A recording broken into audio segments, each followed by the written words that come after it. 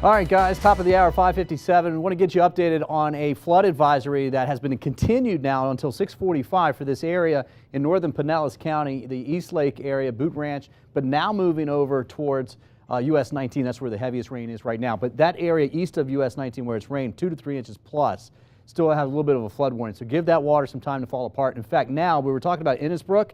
There's the rain now moving in that direction right up through Tarpon Springs. US 19, and you're expecting, this is always slow. It's going to be really slow this evening, especially on a Friday evening as well, too. And real quick, downtown Tampa, Bayshore Boulevard. You're thinking about getting out there to do some exercising?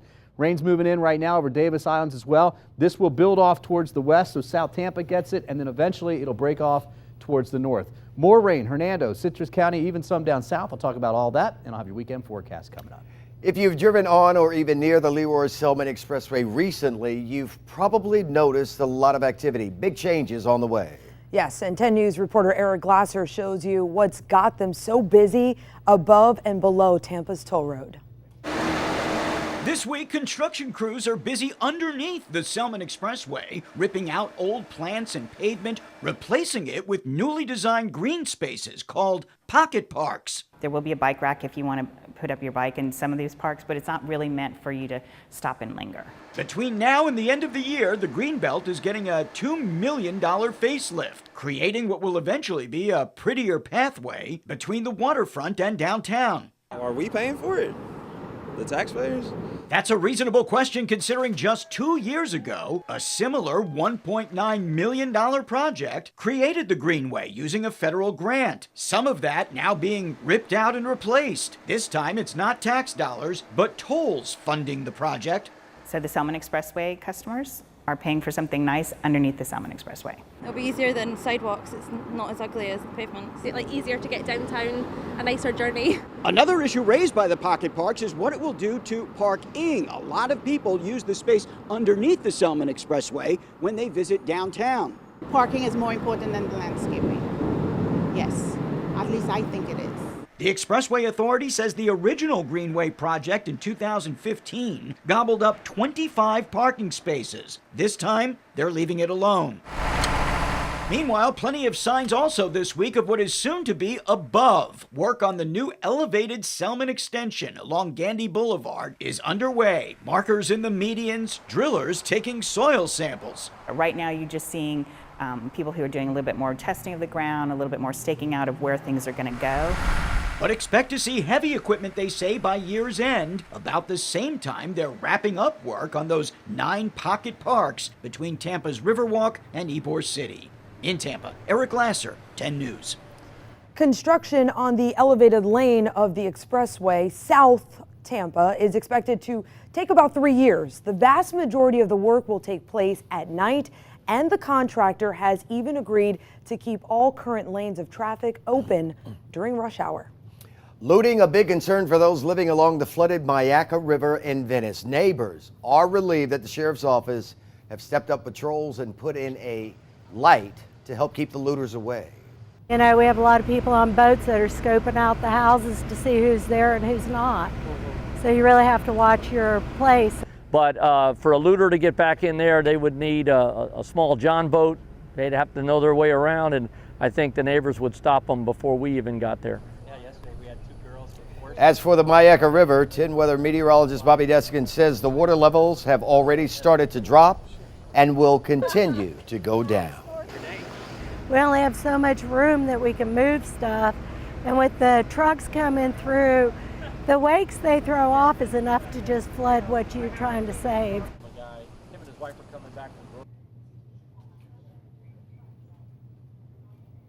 All right, so you have seen the lines wrapped around gas stations in Texas. Some drivers are waiting hours to fill up, even in places that weren't even flooded.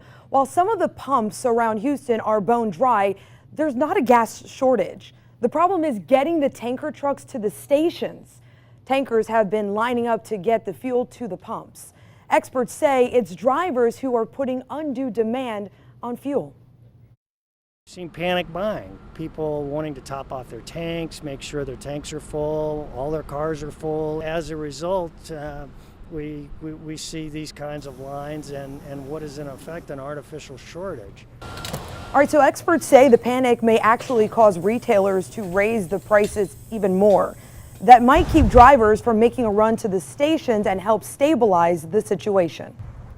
If you need to go fill up for the holiday weekend, here's what you can expect.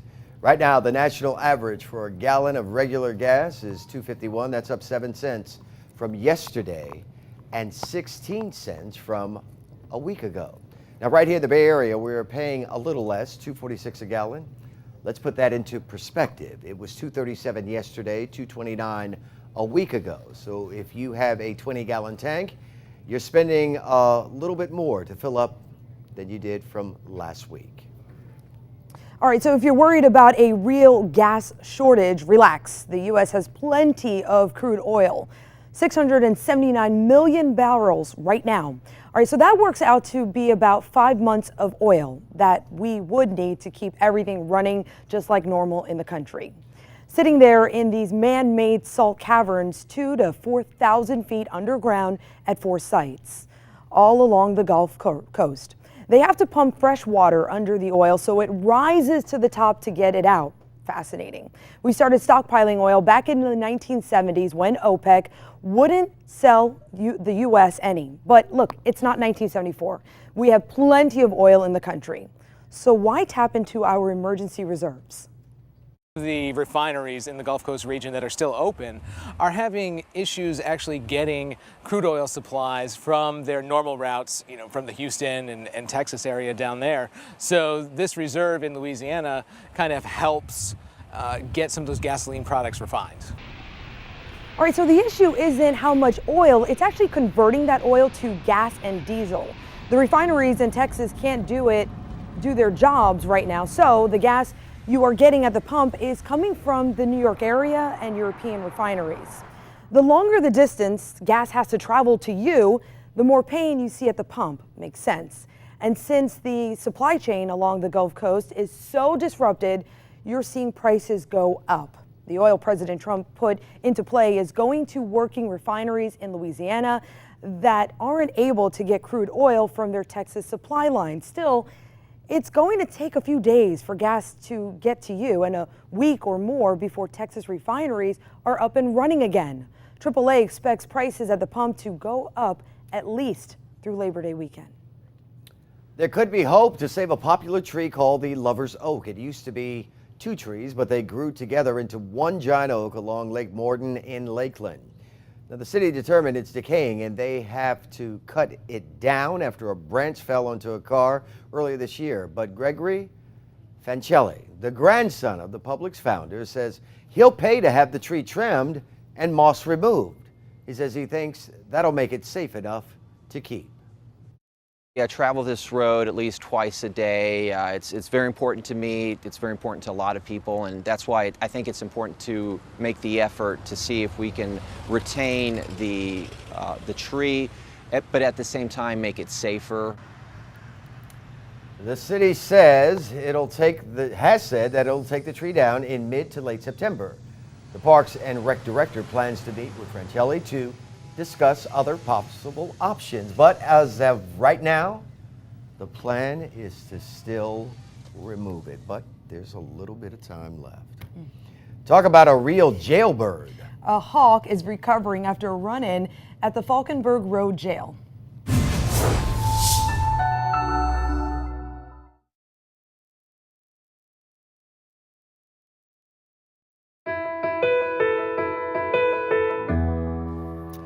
There's going to be a new company picking up your recycle in Sarasota, and it's likely going to make things a little bit easier for you. Here's why.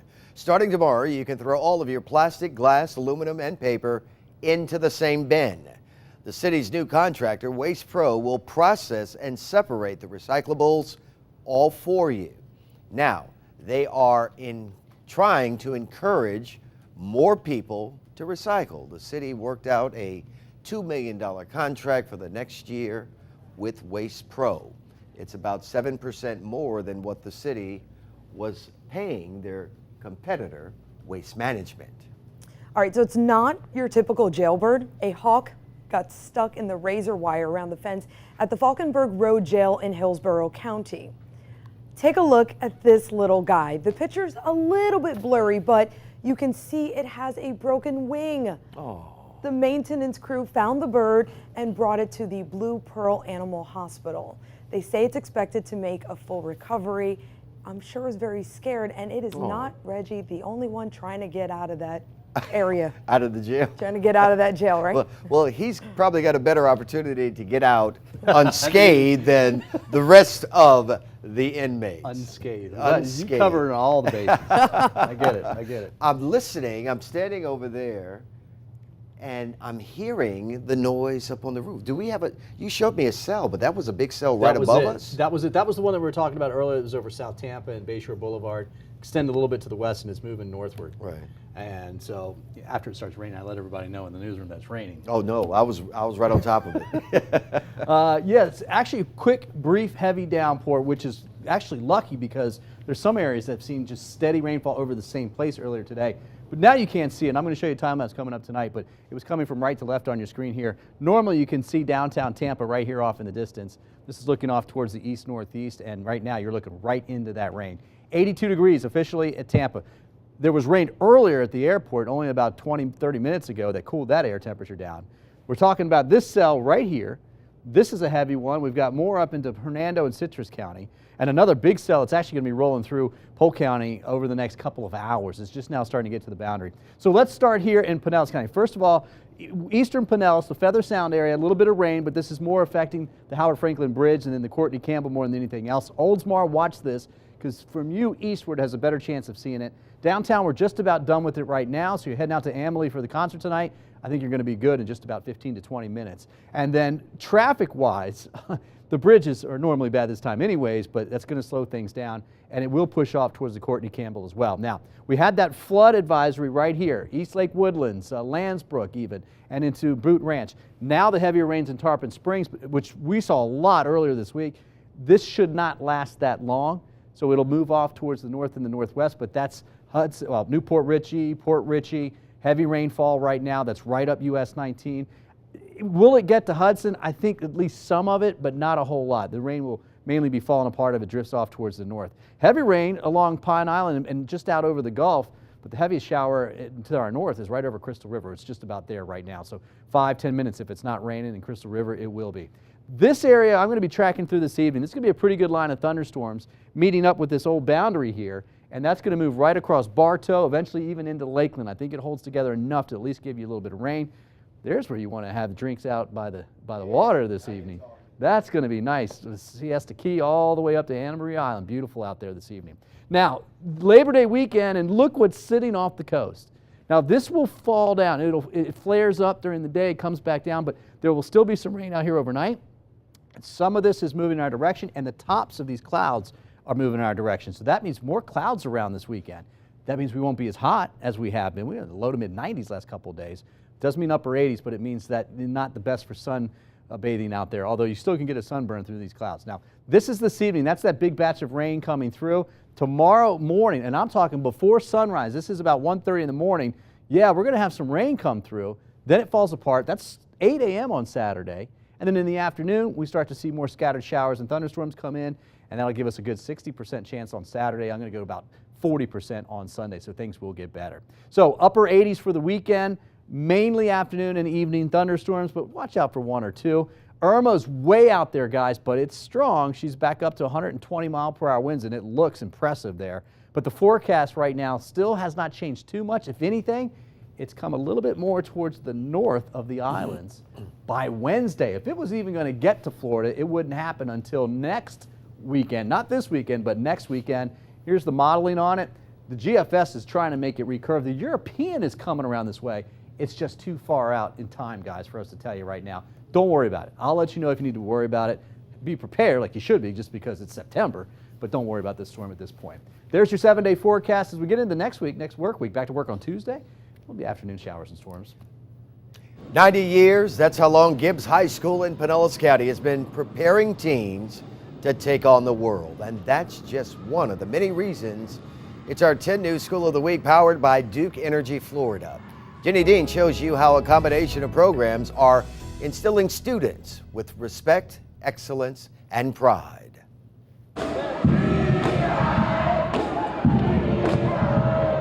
School pride shines bright at Gibbs High. Even alumni look for a reason to return, and it's easy to spot the recipe for success. Amen.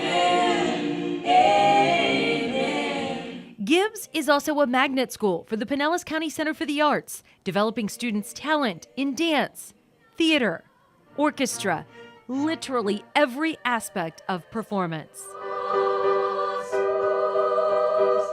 Public service is also a priority, offering student certifications in a number of fields. Public Service Leadership Academy, in conjunction with the City of St. Petersburg as well as the Fire Department, our students can earn industry certifications through Pinellas Technical College and St. Petersburg College as they prepare for a career after high school.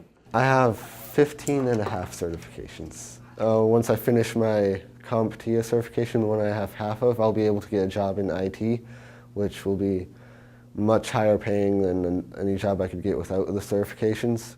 And students who go through the Beta Academy have an opportunity to earn a full scholarship to Florida A&M thanks to a special partnership with the school. The principal plans to use a $1,000 donation from Duke Energy Florida to go toward keeping students motivated to learn and excel. And we want to thank Duke Energy for their partnership and for working with Gibbs High School to make school great for our students. All right, what do you guys think? In St. Petersburg, Jenny Dean, 10 News. I've got to tell you something. Gibbs has put out so many folks that have changed not only this community, but across the country. I mean, the programs that they have there, an outstanding job that they've done for so many years. And it's such a good example of how important the arts are to learning. Oh, definitely. I mean, they're really showing us a nice model of where we should be. Where it should be. And if you would like for us to feature your school, send us your nominations to 10schools at WTSP.com. Well, speaking of learning, this is kind of showing my age a little bit. Mine too. Mr. Rogers taught us all some valuable lessons about growing up in the neighborhood. Fast forward a couple of decades, those lessons still hold up about coming together during a catastrophe.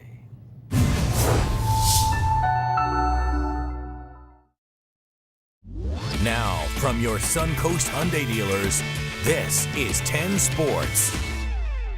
It's the old adage, the preseason doesn't matter. Basically, a team's record in the preseason is meaningless.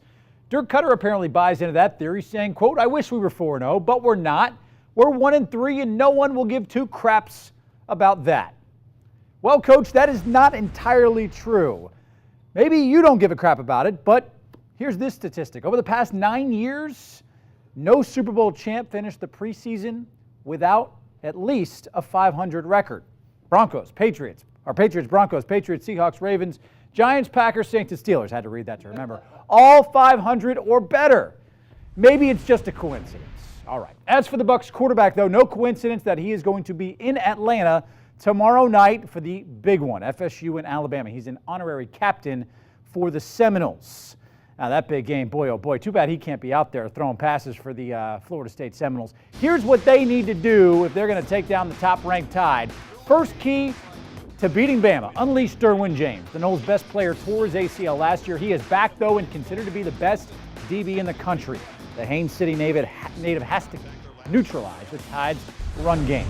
And he certainly can keep an eye on Alabama quarterback Jalen Hurts as well. You'll remember he was the star in January's national championship game here in Tampa. Hurts is dangerous with his legs, rushed for nearly 1,000 yards last season, so you have to keep him in the pocket and force him to beat you over the top. And finally, FSU's O-line has to keep DeAndre Francois upright. Take a look at your screen, guys. This is the kind of beating that the quarterback took last year for the Noles. Francois has to have an exceptional game for FSU to beat Bama. I know, right? Reggie is tough. And he cannot do that by laying on his backside. O-line, this one is on you guys. All right, this really might be the most anticipated college football opener in the sports history. 1 versus 3. Alabama is good, but FSU matches up better with them than most in the country. I've got the Seminoles, guys, straight up. They're 7-point dogs, but I'm saying go Noles, baby. We'll see what happens. It's going to be a good one. All right. Growing up, many of us turned to Mr. Rogers for perspective on how to be the best that we could be. He taught us many lessons years ago. Tonight, we've been reflecting on how the storm and the flooding in Texas has brought out the best in many people in times of trouble. As Mr. Rogers says, there are always helpers. We just have to look for them.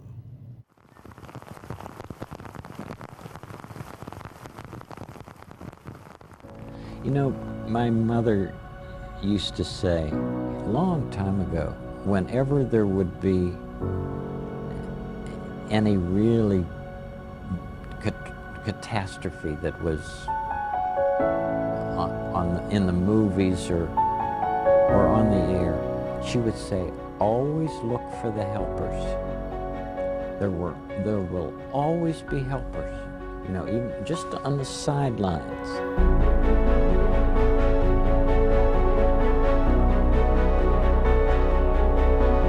That's why I think that if news programs could make a conscious effort of showing rescue teams, of showing who, medical people, anybody who is coming into a place where there's a tragedy, to be sure that they include that. Because if you look for the helpers, you'll know that there's hope.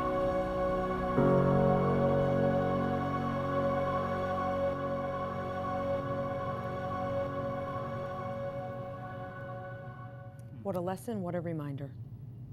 It's an old lesson, but it always rings true no matter what time. And a long way for them to go, too. Oh, yes. A lot of recovery. Thanks for joining us. Have a good night. Do take care.